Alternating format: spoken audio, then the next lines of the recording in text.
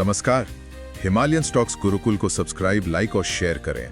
आज की चर्चा का स्रोत हिमालयन स्टॉक्स गुरुकुल है। हिमालयन स्टॉक्स गुरुकुल को सब्सक्राइब, लाइक और शेयर करें।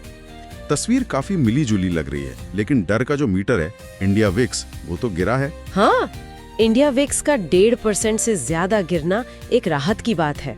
ये दिखाता है कि ट्रेडर्स को आने वाले दिनों में बड़े उतार चढ़ाव की उम्मीद थोड़ी कम हुई है। तो कुल मिलाकर तस्वीर यह है कि तेजी तो आई है, लेकिन वो भरोसे वाली एक तरफा तेजी नहीं है। बाजार अभी भी थोड़ा नर्वस है। बिल्कुल। ये तो बाजार की बड़ी तस्वीर हुई, लेकिन इस 5 लाख करोड़ के उछाल के पीछे की असली कहानी तो स्टॉक्स में छुपी है। पैसा आखिर गया कहाँ? कौन से सेक्टर आज के हीरो बने?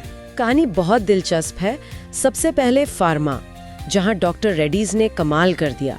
कंपनी के तिमाही नतीजे उम्मीद से कहीं बेहतर आए और स्टॉक 5% उछल गया।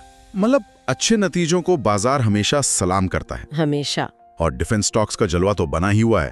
भारत इलेक्ट्रॉनिक्स यानी BEL लगभग 4% चढ़ा। इसमें तो लगता है बड़े निवेशकों की दिलचस्पी बनी हुई है। हाँ, FIIs और म्यूचुअल फंड्स लगातार खरीदारी कर रहे हैं। सरकार का मेक इन इंडिया पर फोकस काम आ रहा है। फिर अडानी ग्रुप के शेयर्स, खासकर अडानी पोर्ट्स और एंटरप्राइजेस भी तेजी में सबसे आगे थे। और मेटल सेक्टर में भी जान आ गई, जिसका सीधा कनेक्शन ट्रम्प वाले फैसले से है ना? बिल्कुल।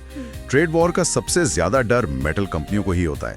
जैसे ये डर कम हुआ, टाटा स्टील 2.5% से ज्यादा उछल गया। PSU बैंकों में भी अच्छी खरीदारी देखी। हाँ?